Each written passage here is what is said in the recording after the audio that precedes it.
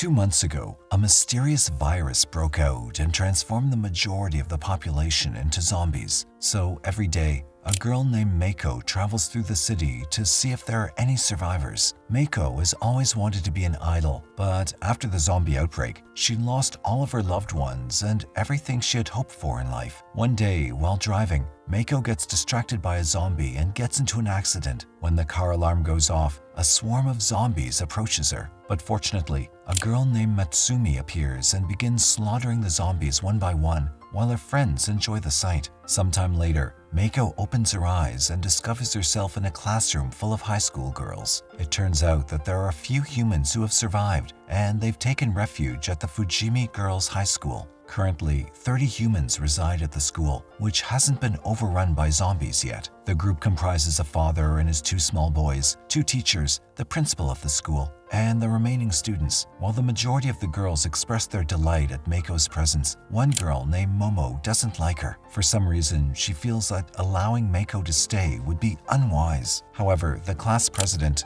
Nakajima, asks Mako to ignore Momo and welcomes her to the school. In the next scene, the teachers give Mako a tour of the school. When she wonders how they find resources to survive, the teacher explains that they go to local stores once a month and take as much food as they can. Also, a girl named Lori has built a device that purifies rainwater to make it drinkable. Later, Mako meets up with the other girls at the cafeteria. She reveals that she stayed at home the entire time and survived by eating natto biscuits that her mother purchased by mistake. Once they ran out of biscuits, Mako's father went in search of food but never returned, and her mother was attacked while fleeing. Later that night, Mako comes across a male teacher named Mabishima who's locked in a closet. The girls have imprisoned him since his brain is unable to grasp what's going on, and he acts like a freak. But Mako's not aware of his condition and lets him out by accident. Immediately, Nabishima rushes around the school and eventually makes it outside. He's about to be ambushed by a swarm of zombies, but fortunately, Mutsumi shows up and manages to kill a fair share of them. All of a sudden, the zombies begin dancing, which helps Mutsumi to kill more of them. Music starts playing over the speakers from some mysterious DJ named Marin.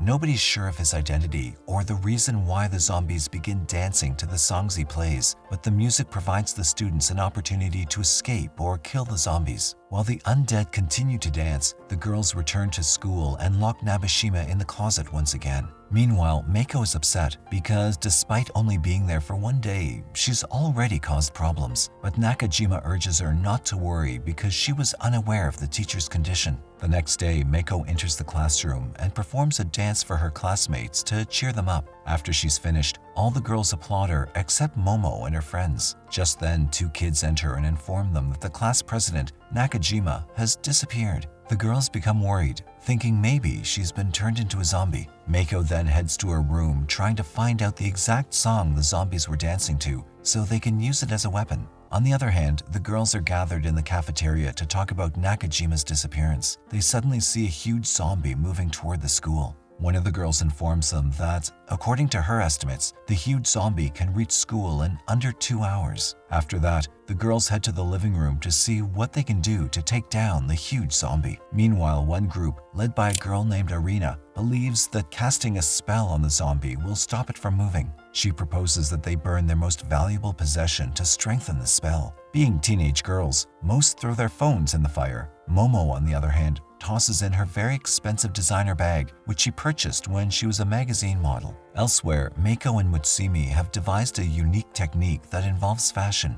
They notice that the enormous zombie is dressed in ragged clothes bearing the brand named Sistane. The group believes that if they can make a giant bag with Sistane written on it, the zombie will be drawn to it. They then complete the big cardboard bag by tying giant balloons to it. The bag is then sent in the opposite direction of the school. When the huge zombie notices the Sistane bag drifting off, she begins to gently tail after it. In this way, the girls finally manage to get rid of the giant zombie. In the evening, they discover that another one of their friends, named Reiko, has mysteriously vanished. Most people suspect Momo is responsible for her disappearance because they had an argument during the day. The next day, Mako and her friends are tasked with getting the essential groceries from the supermarket. On the way, a zombie approaches them, but Lori reacts quickly and slices the undead. Then they notice 3 children who are zombies, but cannot bring themselves to kill them. When the girls arrive at the supermarket, they load all their groceries into a cart. After that, they head back to school, but notice a police station on the way. And when they enter, the girls discover a dead officer who seems to have shot himself in the head.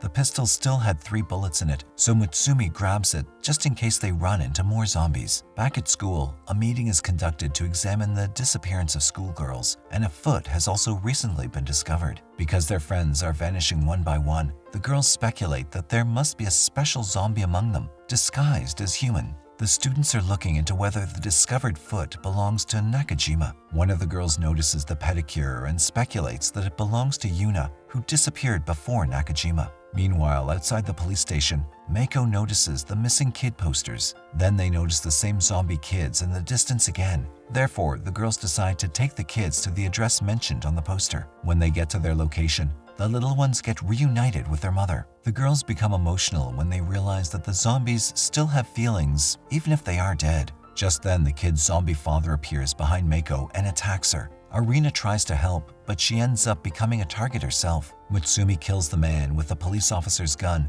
but Arina is already infected. While the others are devastated, Lori discovers a scrap of paper that claims the antidote for the zombie virus is in the hospital. After dropping off the groceries at school, Meiko and her friends decide to head to the hospital for the antidotes. Meiko stops on the way to use the restroom, but notices a cockroach there and freaks out. She goes into the forest to relieve herself, but a horde of zombies quickly surrounds her. While fleeing from them, Meiko eventually comes in front of a coffee shop. There, she notices a boy named Takumi, who she used to have a crush on, but he's turned into a zombie now. Meiko continues on her walk thinking he's dead, but even though zombies cannot run, Takumi starts following her. Meiko stumbles on the way while running, and Takumi approaches her. He reveals that he's not a zombie and has been pretending to be one so that the real zombies won't attack him. Fortunately for Takumi, this act has been effective. The two hide away in a greenhouse and reminisce about their past. Takumi admits to her that he's always loved her, and Meiko reciprocates his feelings. He then becomes excited and asks her if she wants to be his girlfriend, to which she replies yes. Just as they're about to kiss, Meiko says they should wait and kiss some other time. Takumi agrees with her, and they decide to get out of there by pretending to be zombies. Next, Takumi teaches Meiko how to act like a zombie, and the two go outside. Just when she believes no one will notice, a zombie appears and attacks her. Takumi steps in to help her, but he's bitten and ends up losing his arms. Meiko promises to bring medicine, but he claims that going back is pointless because he has no arms. Realizing there's nothing she can do,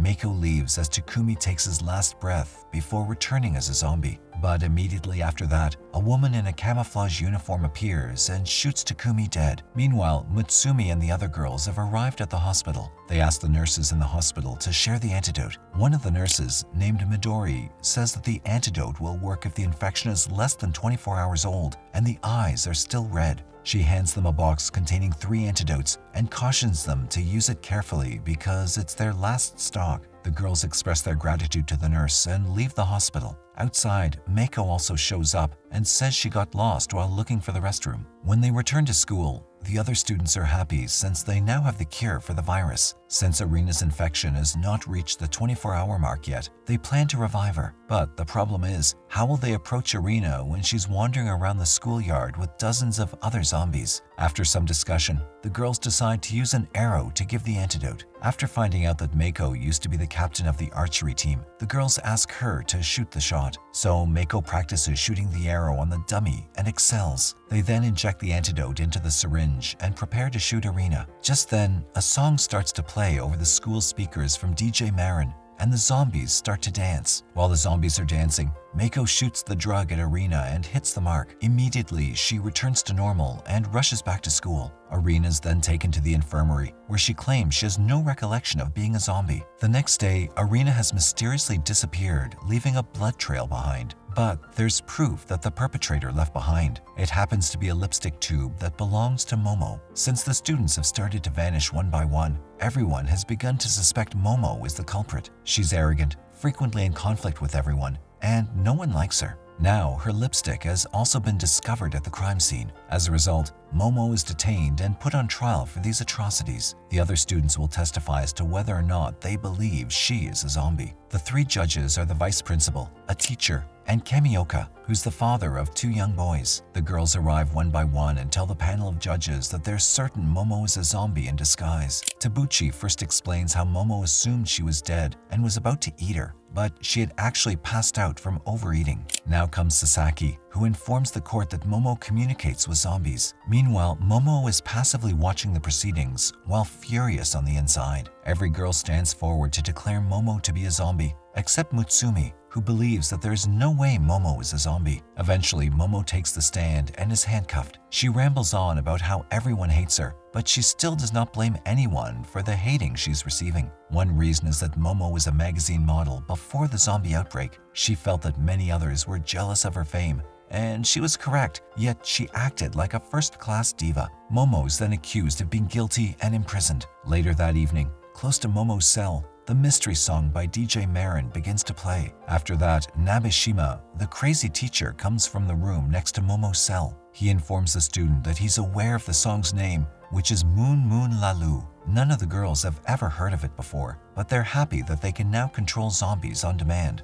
Momo and Meiko hug and become delighted, but she's immediately sent back to her cell. The following morning, the small boy approaches the girls and claims that he lost his brother while playing hide-and-seek. When the girls go to check on Momo, they find that she's also disappeared. In their search for Momo and the young boy, the girls eventually come to a warehouse. They see Momo and the boy being restrained there. When they seek to rescue them, the vice principal blocks them, and it turns out that he is the one responsible for the disappearances. However, the vice principal is not a zombie, but he has been feeding raw flesh to his zombie wife and daughter. Apparently, his wife and daughter had been in a horrific car accident before they were turned into zombies, and he felt terrible about it since he was working at the high school. Mutsumi and Meiko convince him to kill his zombie wife and daughter, but the vice principal refuses. But after some convincing, he agrees to their demands, and Meiko and Mutsumi kill the two zombies who ate their human friends. After the incident, Kamioka proceeds to leave the school with his sons. He has no set destination in mind, but believes they'll be safer elsewhere. However, he recorded the Moon Moon Lalu song when it was playing and gives it to the students for safety. That evening, the girls host a party to celebrate, where they apologize to Momo for accusing her of being a zombie. After the celebration, they all go to sleep.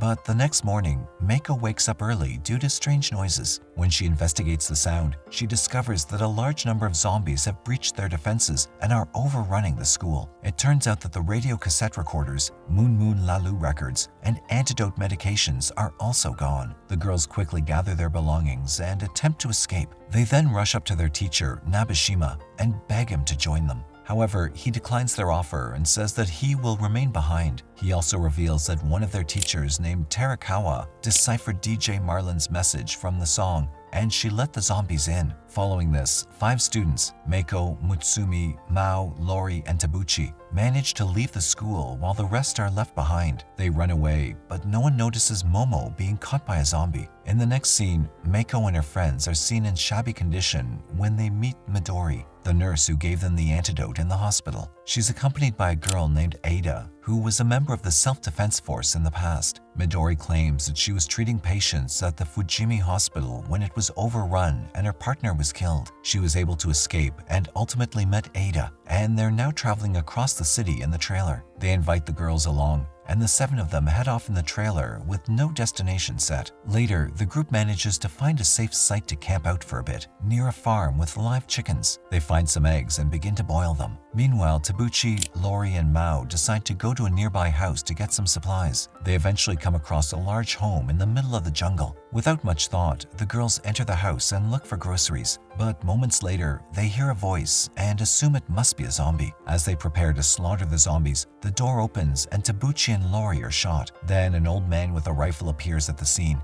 who also thought that the girls were zombies. Back at the camp, the other girls hear the gunshot. They run to the house, but Tabuchi is already dead by the time they arrive. They drag her back to camp with Lori, who's still breathing but has a faint pulse. Midori tries everything in her ability to save Lori and keep her alive, but she also passes away. Seeing this, Mao is devastated with grief as she and Lori used to be closest friends. Later, the girls are disoriented as they sit around in their camp, and it soon turns night. Then the old man comes to their camp in a wheelchair, still holding his shotgun. He apologizes again and again, stating he couldn't risk being assaulted by zombies, therefore he had to shoot first. But Mao refuses to hear any excuses and says that she cannot forgive him. She believes that her life is meaningless without Lori, so she begs the old man to shoot her as well. But the man refuses. Eventually, his guilt becomes so overwhelming that he turns the gun on himself and shoots himself in the head. The next day, the girls arrange a funeral for their 2 friends and the old man.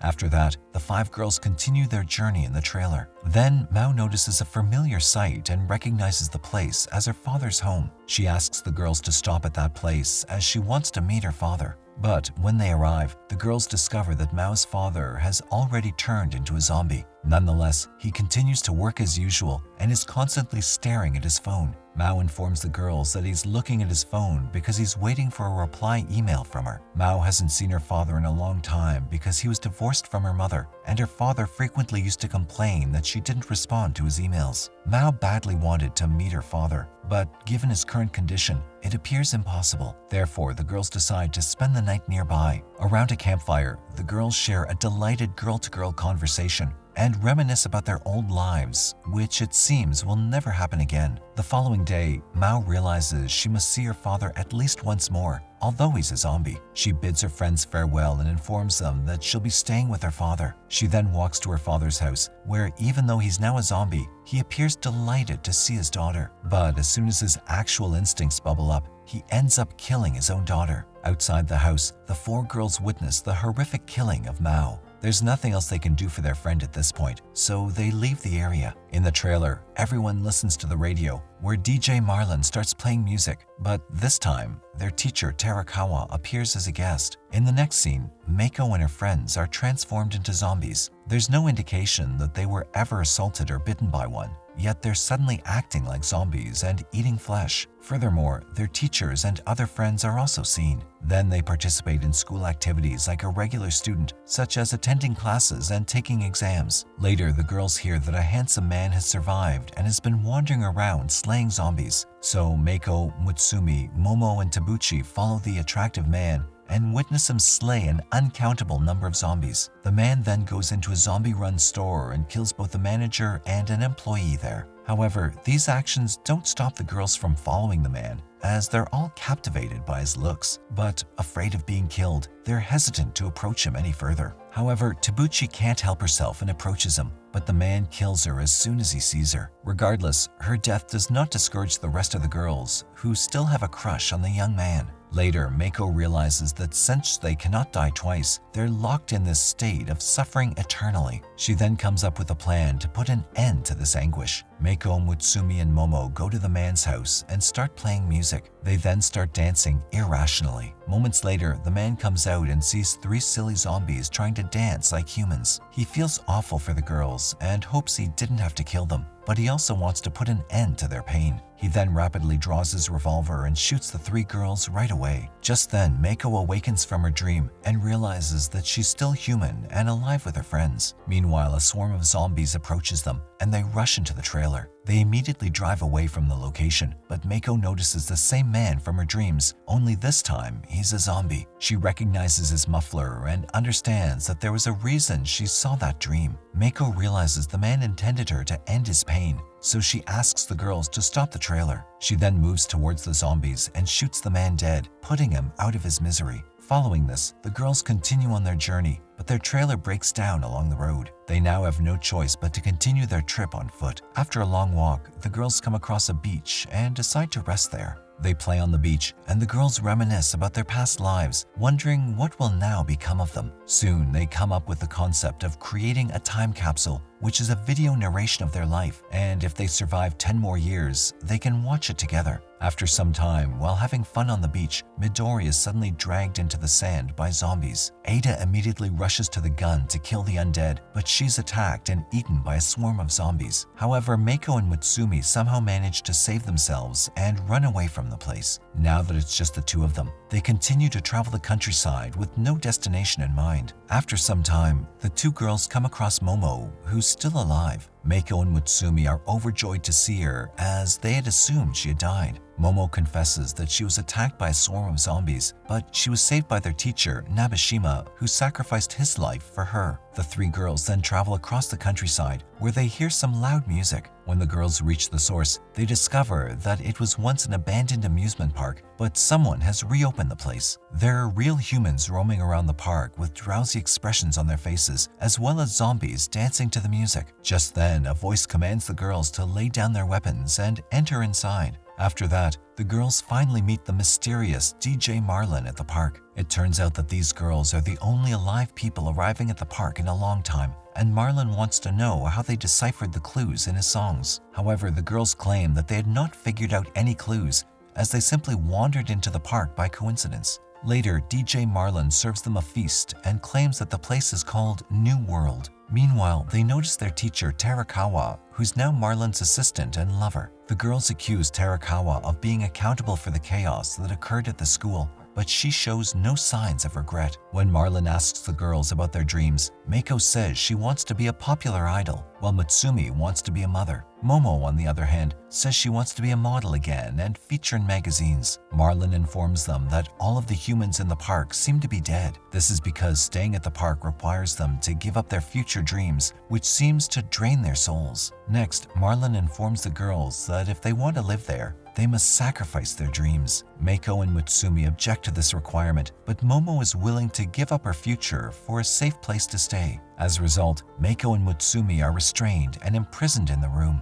Meanwhile, we see the two boys again who used to live with their father in high school. It turns out that their father died because he refused to give up his future dreams. Therefore, the boys are seeking revenge for the loss of their father. Later, Momo meets the kids and asks them to help her save her friends. With their help, she manages to get the guards' guns who are outside the transmission room. They then smash the music equipment, causing zombies to stop dancing and attack humans. There must have been 100 zombies, and they quickly kill everyone in their way. Eventually, the zombies reach DJ Marlin and Terakawa and end up killing them. On the other hand, Meiko and Mutsumi, who were restrained, are rescued by the kids and Momo. However, because the zombies are swarming outside, they're struggling to survive as well. After that, Mutsumi has a wonderful idea to render the zombies vulnerable again by playing music to them. In the past, Mutsumi told Meiko that she would create her first song in the same chord as the Moon Moon Lalu song. So the three girls and the kids jump onto the stage and start singing the song. Fortunately, their plan is a complete success, and the zombies start dancing once again.